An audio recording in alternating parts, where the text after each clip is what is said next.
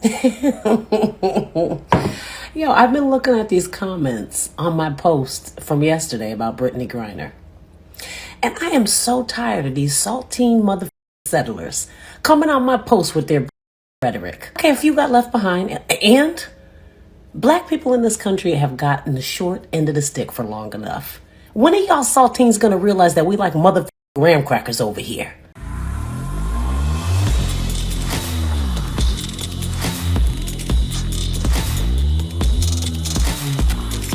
This video is brought to you by The Officer Tatum Store. The Officer Tatum Store. Ladies and gentlemen, the flyest hats on the market. We got them prepared, ready for you. Leather patch, no leather patch, whatever you want, we got the hats for you. Go to theofficertatumstore.com, or you can just put tatumstore.com, or you can just do the link in the description section. We're giving 25% off of all of our headwear, store-wide, all the way through the weekend. All you have to do is click on the link, find the hat that you love, find the headwear that you love, and put in discount code HEADWEAR25. HEADWEAR25, you'll get 25% off all of our hats. We're only doing it through the weekend, only because we love you guys. Like and subscribe to the channel. Hit the bell so you get a notification anytime I go live, make a video. Make sure you still subscribe to the channel. Like this video, comment on this video, share this video. Let's get into this. Ladies and gentlemen, don't forget the merch is also down there in the carousel. You can also click on that and get other stuff if you like. The former U.S. Marine that have been left behind in exchange for the guy Victor Bout and Brittany Griner. I got a couple things that I want to say about this, because my wife brought up a really good point.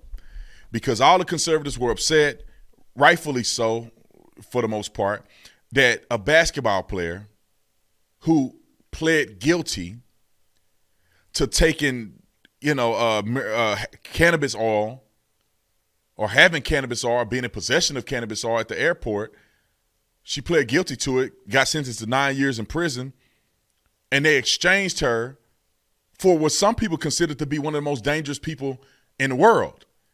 His nickname was the Merchant of Death. Death and destruction and trading and selling illegal firearms across the nation, across the world, amongst other things that he did, led him to a 25-year sentence in the United States of America. Now, we exchanged that guy for a girl who had cannabis oil in a thing, getting sentenced to jail. That don't seem like a reasonable exchange. The Merchant of Death, they got one of the highest profile people that have been convicted in the United States of America released, and we get a basketball player. It doesn't make sense to me.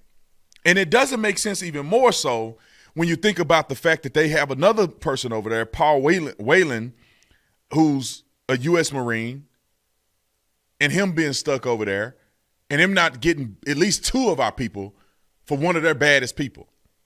Now, my wife, with her, when she go down the rabbit hole, she's down the rabbit hole.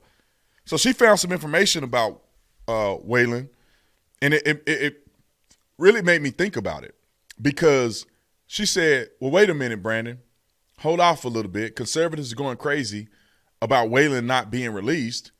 But did you know that under Donald Trump's administration, he didn't make that trade with Whelan? He refused to make a trade for Victor Bout and Paul Whelan. He decided to turn that down. Donald Trump did. The person that we respect and love, he turned it down. So then that made me think either Donald Trump turned it down and he should be criticized just as much as Joe Biden, or there may be a reason why Donald Trump turned down the trade of Victor Bout and Paul Whelan. And then when you go and look up certain information, this gentleman, Paul Whelan, got a little bit of stuff in his background. Got a little bit of stuff in the background. Now, I'm not justifying that he shouldn't be released. I'm just saying this could be a causation as to why they're not going for him versus Brittany Griner. Regardless of what the circumstance is, the trade of the Merchant of Death for Brittany Griner was a bad trade. We literally lost in that trade. And I don't believe the government when they say Russia offered Brittany or nothing. Well, wait a minute. Y'all want him back? Or do you not? Because if y'all don't want him back, what are we trading him for? But if y'all want him back, then there's a leverage point for us to say, look, give us two of our guys, you get your guy back. If there's no leverage point, then what are we even talking about? How would they even come up with a negotiation to say Brittany or nothing? Brittany or nothing for what? They clearly wanted the guy back. Our government is lying to us to our face. They had an opportunity to probably do both, but either Joe Biden, who he ain't negotiating with nobody because he's dead, Joe Biden or whoever else doing the negotiation ain't negotiating hard enough. Still what they call still wet behind the ears. You ain't y'all whack. Can't even negotiate the merchant of death for 2 American citizens. Anyway, let's go on. But some of his convictions to me were very interesting because he was targeted, imprisoned for espionage and spying for the United States government is what they claim that he was doing. He got a 16-year prison sentence, just slightly under the merchant of death here in the United States of America. And old girl got 9 years, and she hadn't even done a year of that 9 years, and they didn't brought her back.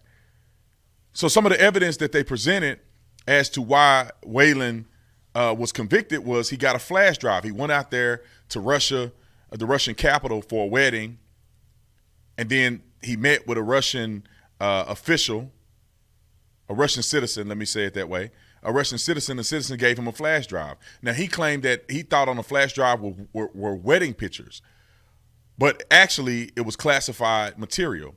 Also, upon his arrest, they confiscated $80,000 away from him temporarily.